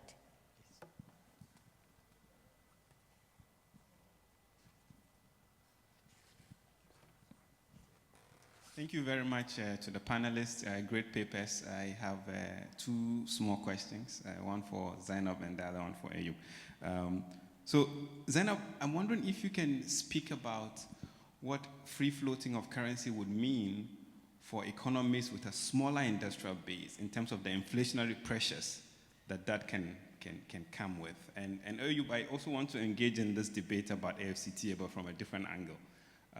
So I agree with you that this fetishization of the informal sector, is taking us away from the key questions of how you put the basis of an industrial transformation. But you see, when we come to cross-border trade, actually what is happening through the AfCFTA is facilitating informal trade. You see, the Secretariat claims that 47 countries have signed up to AfCFTA, 43 have ratified. But when it comes to the Protocol on Free Movement, which is supposed to facilitate trade, only 4 countries have ratified, while 32 have signed up. So what I'm trying to say here is that in terms of what happens on the ground, actually this cross-border trade has been frustrated. And if you look at the impact of cross-border trade on livelihoods across the continent, in particular at the COVID moment, a lot of households would simply have been wiped out without the activities of cross-border traders who were acting, quote-unquote, illegally when borders were shut down. So mine is just an invitation to reflect slightly different from the earlier conversation, because I think part of the foundational problems of the AfCFTA is kind of the broad strokes of NEPAD that were not addressed, but then they got embedded into it. There's a brilliant book edited by Adebayo Olukoshi, Yao Graham, and Jimmy Adeshina, I think 2006, co-published by Codestra and I think Z Books, debates on NEPAD. And I think some of those debates were fundamental. This over-reliance on liberalization, okay? And the popular question, in terms of the buy-in, what is the basis of an industrial policy in terms of job creation, but also sovereignty at a grassroots level? These questions were never taken up. And I think the technicist dimension is still there. And how one goes beyond that fundamentally is important. Thank you. I think we can come back to the floor. Thank you for the questions. So regarding how the currency floating, first question, maybe creates de-dollarization and affects dependence. So it's very complex, right? The stories behind monetary policies and currency choices. The answer is it actually does not do that. So it actually creates more dependence. But by creating more dependence, it also diversifies how it can depend on other currencies, right? And this is what's happening. So meaning that that decision is of free floating was mostly succumbing to the IMF, right? And that also touches upon the question by Faisal on other countries trying to do that. So I don't think it would look good. So here, assuming smaller economies, more dependency on imports, right, to do that. But by succumbing to the IMF, it's a strategic choice for a country like Egypt that's also very important in terms of the regional security architecture of the region, right? So it gets aid from the US, right? So you can see how much bargaining power the US has, right, over this decision. What it also does is it cheapens manufacturing exports, right? So again here, it's succumbing also to, if you want, a global capital sort of pressure. But as I said, so by becoming more dependent on the dollar, it can also become dependent on other currencies and then relatively making the dollar dependence less. So for instance, how it happened in 2016, so Egypt got a $12 billion loan, right, from the IMF. China stepped in and swapped almost $3 billion out of it, meaning that it's actually helped in also given another currency, it's yuan, right, that of course Egypt uses, so it's sort of created that sort of also now dependence on cooperation with other countries. So of course it's strategic for China, but it's interesting, right? So what's happened is that it came as a form of, you know, saving Egypt, right? But it's also, sort of an interesting outcome. Also earlier this year, 2024, the UAE pledged the largest investment, $35 billion to Egypt, and already infused its economy with 10 billion, right? Yeah. So that's interesting, again, because we are seeing this great crisis of Egypt, we are also seeing new savers coming, right? And that I think is very interesting. So for the question of 2011, how that is faring with this particular choice, yes, I think, yeah, part of what's happened is still unfolding, and of course, even earlier we had economic problems, we had much unemployment. Now we have those problems of the cost of this monetary decision, but again, the signaling of, you know, Egypt sort of complying, right, getting these saviors. What's happening is that it's had all that inflow of money, and it's investing, right, in, yes, these mega projects, so 20 new cities, a new administrative capital, right? And that's a lot of debt, yes, but it's also a lot of jobs. So we've been seeing a decrease in unemployment.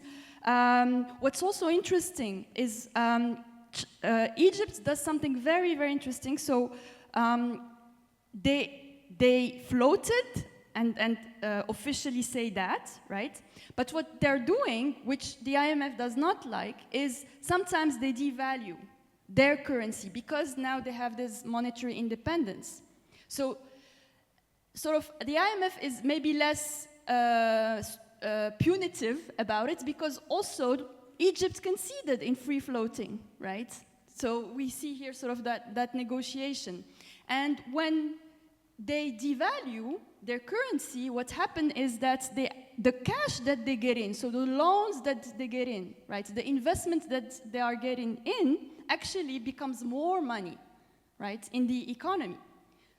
And by becoming more money, right, actually that helps interest rates. Interest rates have increased, right, so the cost of money for Egyptians has increased, but those little sort of tactics allow to sort of limit a bit, contain a bit those problems. Thank you so much. Thanks. Thank you. Excellent. Thanks. I'll be very quick in the interest of time. So, some related questions. The question of ownership, because really that's the ultimate goal. Vijay yesterday brought to us a reminder of Sami Amin's work on the 5 controls. I think part of that is controlling your resources. So the point is, if you want to extract more from your resources, own them. Yeah? We're in a part of the world where it's working out very nicely. Own your resources, therefore you can articulate your own agenda. Zambia has tried that. And the interesting thing is that when Kenneth Kaunda, founding leader, and his compatriots were trying to nationalize the mines, because at independence, Zambia's mineral rights were owned by foreign nationals. I don't know how those foreign nationals earned those mineral rights. That's a discussion for another day. But they owned them, so Zambia had to sort of try to get them back. We were thinking of going the Chile way. Salvador Allende outrightly nationalized the mines. And that was the plan until the coup of '73. All right, and Kenneth Kaunda, there's some work that shows that there are some cables that were leaked to him, essentially telling him, you're going to go the Salvador Allende way if you try to outrightly nationalize. So what did we do? We took out debt and compensated the people who are dubiously owned our mines, dubiously owned them. So, but right now there is no debate in Zambia about nationalization. I went to a workshop quite recently where the discussion was about how can Zambia get more from its mines. All these smart minds were sitting up front there, the central bank governor, minister of finance, and some donors, and just discussing some technocratic thing. I put up my hand and I said, let's just nationalize them. And everybody burst out laughing at me. So there's no debate really. There's no debate there, and we have to think about how can we create that debate in Zambia. Kim's question on the Sovereign Wealth Fund, really it's a pie in the sky kind of thing for me because we don't own the mines, right? And that's the point. I think so. It's kind of related to what I just said now. You're right, Kim. How are you going to set a sovereign wealth fund where 90% of your mines are owned by foreign nationals and they're going to externalize the earnings? Whatever you write down in the law, we've written so many laws to say you've got to deposit your proceeds in the Central Bank of Zambia. We never see that money for the reasons that Vijay just outlined yesterday, transfer pricing, all those kinds of things. So at the end of the day, really, we're back to the challenge that was given to us yesterday, control. Yeah, I think that's it. That's all. There's a lot more to say about industrial policy, but industrial policy requires a capable state. We know the bureaucracy also requires resources. In an environment of fiscal austerity, as per the IMF, you can't do industrial policy because you need resources. You need to subsidize. And the IMF hates the S word, subsidies. They hate it, hate it, hate it. They hate manipulation of the exchange rate, which are the classic things you need to do to create an industrial sector. One very quick thing. Just before the last IMF World Bank spring meetings in DC, I went to, because I clearly don't like myself, so I went to these things and then I found out they had a chart that they were almost like they were proselytizing and trying to hypnotize our policymakers. The chart effectively was saying, industrial policies have gone out of fashion. You just kept on saying this hypnotic tune. Industrial policies have gone out of fashion. So it's almost as if they're telling our policymakers, don't do industrial policy, yet they do it all the time. Airbus, if you go to Europe, the giant airplane maker Airbus is subsidized by the Europeans. Boeing is subsidized by the Americans, and the list is endless, right? So yeah, anyways. Thank you so much for the question. So I want to tie the two together to discuss, because really when we're thinking about democracy, which is so embedded in these questions about how we get to the political power to make decisions about human development and economic ownership of resources. I think that ties to your question about self-governance. And really when we're thinking about the state, there are three questions. One is, how is the state organized? Two is, to what end, for whom? And that is, thirdly, what is the relationship between state and society? And so when we think about these questions about how we can talk about democratizing the developmental state, I'm a kind of strong believer in, as I mentioned, a revolutionary bureaucracy. That the bureaucracy itself, the agents of the state, have to be oriented towards the public good, but they have to be empowered for that public good by the political leadership. And so this comes to the question, I think, that Vijay was asking around, how do we think about what is democratic backsliding? What does it look like? Is it happening on the African continent? What does it consist of? And who makes the decisions, right, about measurement and the like? So certainly, I am definitely, there are many Freedom House categories that I would disagree with in terms of how they rate particular states. There are other indices that we can disagree with certain ratings. But I use that image just to think about the extent and scale of democratic backsliding on a global level, and that Africa is not exceptional, that these structural patterns are tied together in global capital currency and extraction patterns and the like. But when we narrow in on the African continent and what is happening around democratic backsliding in Africa, I think there are two key takeaways.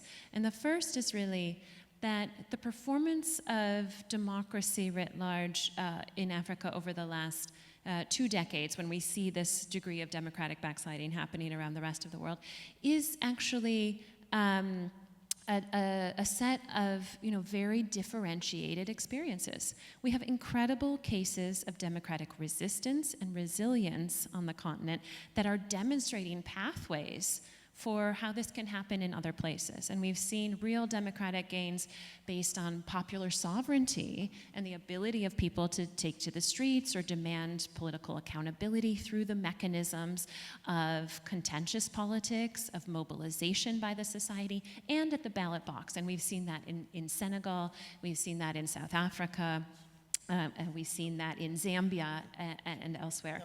But we have also seen democratic backsliding happening on the continent in other places, and sometimes leading up to those democratic victories that we saw. And how do we measure it? How do we observe it? It's when journalists are put in jail, right? It's when civil society is repressed. It's when protests are met with the coercive power of the state, as we saw in Senegal, as we saw in Kenya, right? And it's when opposition and those who would challenge power are constrained from doing so and put in jail on trumped-up charges or made to exile the country, right?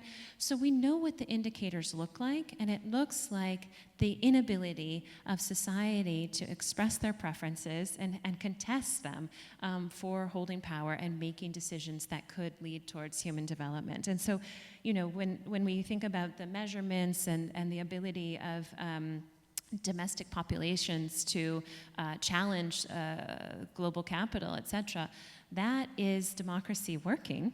Whereas when political and state power represses the ability of society to express their wishes, that is democratic backsliding and constraint. Okay, thank you. I would like to respond to this to all the questions, also by connecting to what was raised yesterday when His Excellency Dr. Abdullah Hamdok was here, where the idea of having African progressive intellectuals shaping the policy domain, the decision-making space, and also connecting to what Faisal was saying. I think that space that battle is lost, and we are trying to catch up. And NEPAD is one manifestation of it. And before that, we had the African Alternative Framework for the Structural Adjustment Program, spearheaded by UNECA under the leadership of Professor Adebayo Adedeji, which has kind of articulated what kinds of continental developmental vision that we need, which is also linked with my understanding of developmental regionalism. That means a regionalism process that is not market confirming. If we play the game as it is set by the markets as Africans, we've been losing, we continue to lose. We have to have a different set of approaching and orienting our engagement using the capacity of the states. Of course, it already eroded, but we need to approach it differently. We can use the same approach of specialized economic zones, industrial policies, social policies across the board, but not necessarily just simply to conform to the principles of the market, but to address the structural bottlenecks that have been producing and reproducing marginalization, deprivation across the continent. That's my understanding of developmental regionalism. And that's why I sounded quite dismissive. Yes, that was intentional because that's what I believe in. Because the current process, yes, FCFTA, in the formal documents, you have all the ideas of structural transformation and enabling African states to be much more, strong players. But that's not what's happening. What's happening at the moment is just simply primarily focusing on trade liberalization and facilitating that process in a very technocratic process. The African elites at the moment have not set that broader vision that would allow us at least to be in control of our journey and destination collectively. Who is setting the tone? Who is driving the process of market integration or regional integration? It's essentially either the key business elites within the continent, multinational corporations who are benefiting mainly from the opening up of these trade relationships than the majority of Africans. We still don't have a well-coordinated, sub-regional, well-articulated industrial policies, social policies that would still allow us to address the vulnerabilities. Without having those kinds of mechanisms, just simply jumping towards, avoiding all those tariff and non-tariff barriers. Yes, it sounds great, but it wouldn't directly translate into changing the lives of the vulnerable Africans. That's why, for me, it's simply because it creates some kind of integration, and because it's continental-wide, I don't think that it would fit into the Pan-African ideals of self-reliance and self-sufficient economies. Yes, there are very small economies across the continent who may not be viable because of their colonial logic, but the way that we address those problems should not be market conforming, because that's not how we would address the fundamental problem. So that's why I'm dismissive of FCFTA as I'm dismissive of NEPAD, because it was just simply neoliberal talk by African leaders. It doesn't make any difference. So the fundamental issues are still very much untouched. Thank you. Yeah. I think we have to end because, we are out of time. So you can continue the conversation with the panelists during coffee. Thank you, guys.